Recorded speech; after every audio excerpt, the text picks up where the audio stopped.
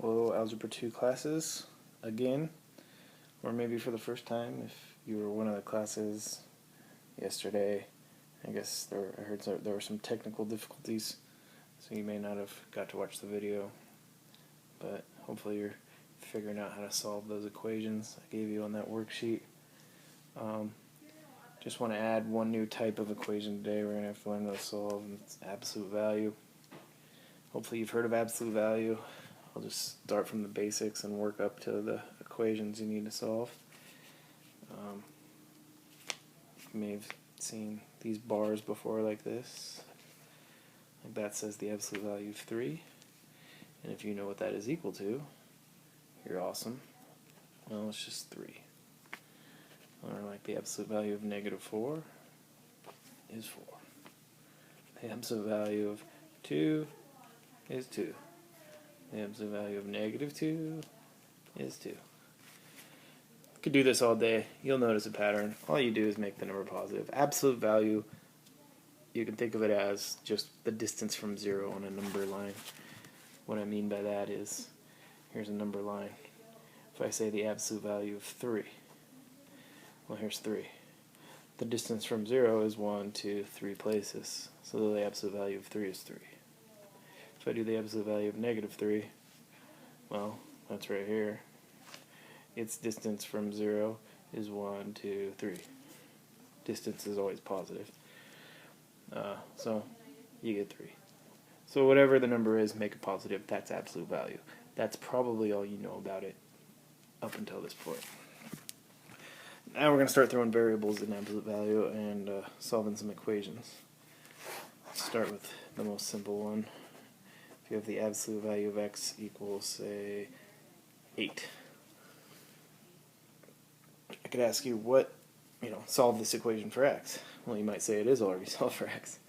But there's these absolute value bars here, so you got to think of it as, when we solve equations, you're basically asking yourself what value could x be to make this true. Even when you solve basic equations like 2x plus 1 equals 7. What value could x be to make this true? And if you subtract 1 and divide by 2, you'll get 3. And that's because if I plug 3 in right there, 2 times 3 is 6, plus 1 is 7, it's true. So, same thing over here. What value could x be to make this equation true? Well, it could definitely equal 8. If x was equal to 8, I would have the absolute value of 8 equals 8, and that's true. That's correct. But there's also negative 8. So there's going to be two answers for these. Because the absolute value of negative 8 is 8, and 8 equals 8, and you have a true statement there. So, getting a little more difficult. If I throw in like the absolute value of x plus 1 equals, I don't know, let's go 5. Could say what values could x be to make that equation true? Right away, the most obvious one is 4. You can see 4 plus 1 is 5. That makes that equation true. A lot of times people are tempted on these to just say, okay, well then it's 4 and negative 4. But be careful. If I plug negative 4 in for x, does it work? Gives the value of negative 4 plus 1. Negative 4 plus 1 is negative 3. Absolute value of negative 3 is 3. 3 does not equal 5. That didn't work. It's not just that easy. You can't just solve for x once and then put plus or minus whatever answer you get. You got to think a little more. So we know 4 is one answer. But there will be another answer that will make this true.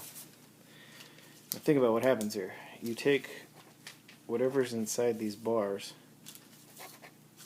and that's what you turn positive. You have to take this whole thing and you change it positive.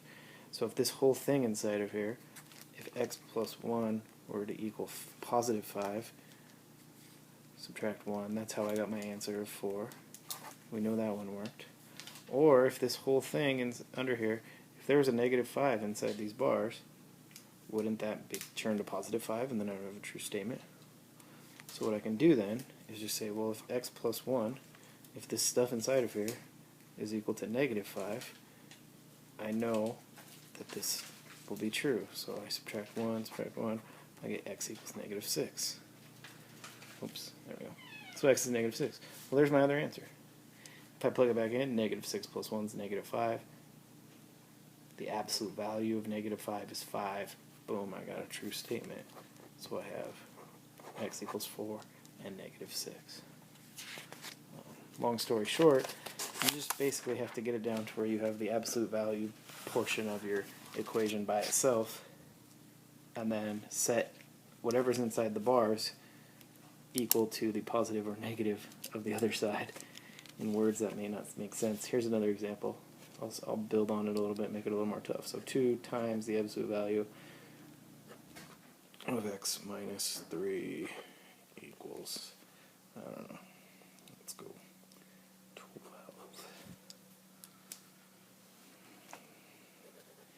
So here we go. To solve that, it's like yesterday where we had to get rid of, right, when you had like numbers in front of the square root or stuff like that, you want to get rid of all this stuff first.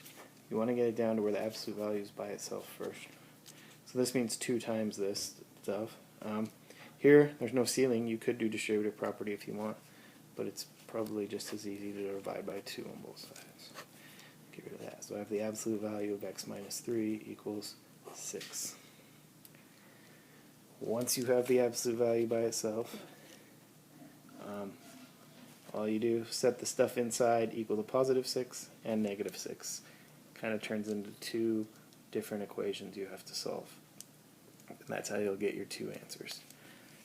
Because you know whatever's in here, if x minus 3 equals 6, so if this chunk in here, if that's a 6, I'll have a true statement.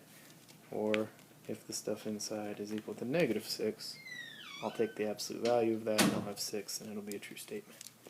So I just got to solve both of those. And 3, I got x equals 9, there's one answer. And 3, x equals negative 3, there's the other answer. It's just that easy. Your ones on your worksheet will give you will be a little more complicated. We'll start getting to ones like yesterday, I don't know, 4 times the absolute value of 2x plus 1. I'll try to make the absolute value bars like thicker so that you don't get confused with a 1, like so it doesn't look like 4 absolute value of 2x plus 11 minus 6 equals, I don't know, let's go 18. So again, to do this, just like yesterday, we work backwards. You want to get this absolute value part by itself. So we'll get rid of this 6, just add 6. So you got 4 times,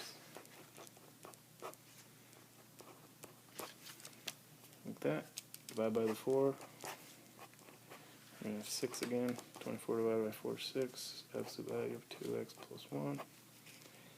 And then again, here we are. We have stuff in. We got the absolute value by itself. Take the stuff inside.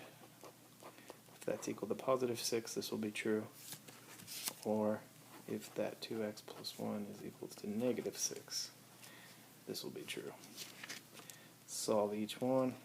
So 2x equals 5 divided by 2. Sorry for the sloppy handwriting. I'm using a clipboard on my leg. It's not the sturdiest surface. So you get 5 halves for one answer.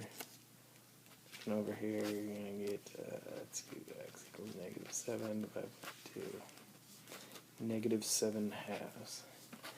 So a little more complicated. Probably couldn't have come up with those in your head just by looking at that. But that's how you solve it every time. Pretty simple. Like I said, don't just solve it for x once and then like, oh, like over here, oh, I got 4, so the answer must be 4 and negative 4. See people do that a lot. That doesn't work. Also, another thing to be careful on, if you see something like the absolute value of x minus 4 equals 7, people go, oh, absolute value, I changed negative to positive. So x plus 4 equals 7, and x minus 4 equals 7. There's another common mistake that happens a lot. That's ridiculous. I don't know why you do that. It's whatever's inside of here turns positive, so if this stuff is equal to 7, I have a true statement. Or if this stuff is equal to negative 7, I have a true statement. Solve those, you'll get your answers. that's pretty much it. That's all I'm going to add on today. So you'll have another worksheet with a few equations. A few from yesterday is just kind of review, and a few of these. And then tomorrow, probably throw in another different kind of equation. So have fun.